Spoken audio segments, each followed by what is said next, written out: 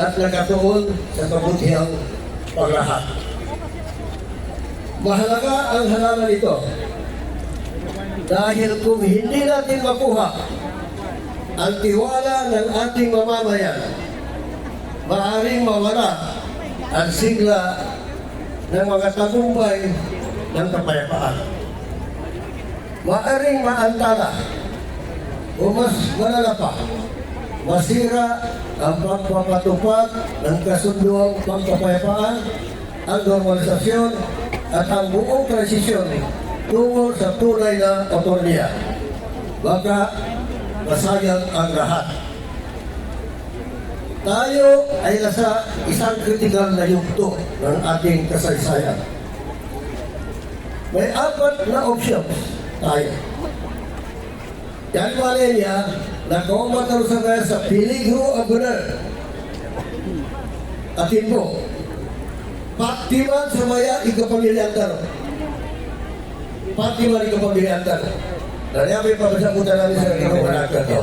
Ang unang option, idiretso at ituloy ang ating mga adhikain hanggang ganap na tagumpay.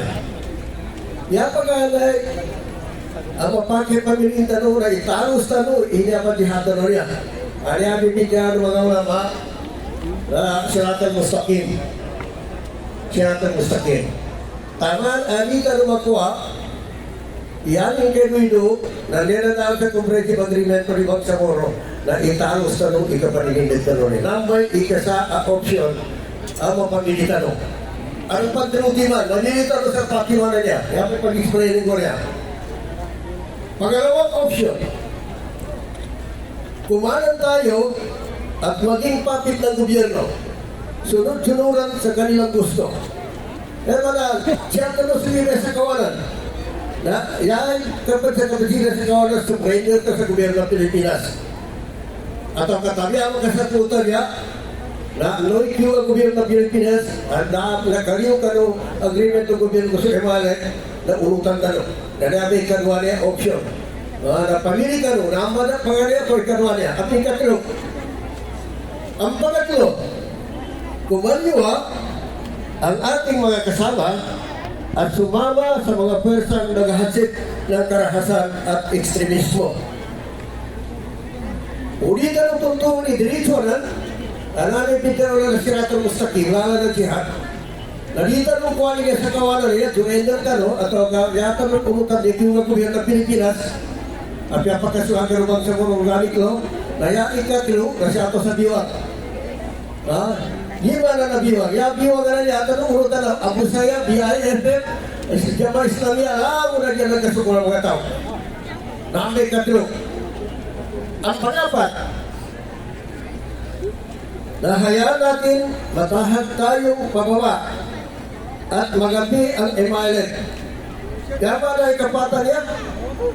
Na paatras.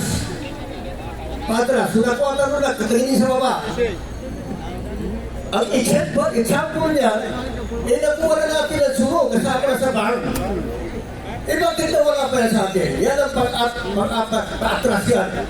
Kaya pumili tayo doon sa apat. Diretso, tatahakin natin. Kakanan tayo, kakaliwa tayo, pababa tayo.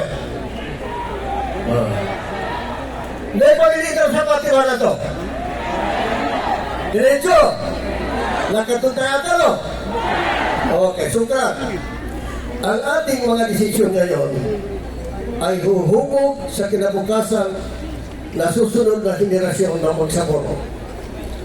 Pahintulutan ba natin na ang mga tagumpay na ay malusaw ng trapong politika? O tayo ba ay tatayo magkaisa sa isang bandila at isa katuparan ang ating sama-samang pangarap? Ang aming armadong pakikibaka ay hindi para sa digmaan. Ito ay para sa katarungan, para sa karapatan ng Bangsamoro na mamuhay na may dignidad ayon sa aming pananampalataya, pagkakakilanlan at mga bithin. Ang salitang ito ay hindi lamang para sa mga panahon ng digmaan. Kinabayan din tayo nito sa panahon ito na ang laban ay nasa balutan na at ang sandata ay ang pasya ng taong bayan. Mga kapatid, ang ating mamamayan ay nakamasid. Ang buong bansang Pilipinas ay nakamasid. Ang kasaysayan ay naghihintay. Kaya malay niya, sa mga gusto namin sa tiyan, may mama, marami na tao, nasabay ang pagtulikan ng mga marami na tao. Uno tanong sa patimanan to. Grabe siya mo patuloy sa kita nito sa inyo na niya. Kapiyas to, hindi yung Pilipinas. Kaputulikan to nung isa maya. Na, Pierre Miningal mo kita no, Pierre Decision na mo na namin magkasulat sa Parisiyata no. Umaga.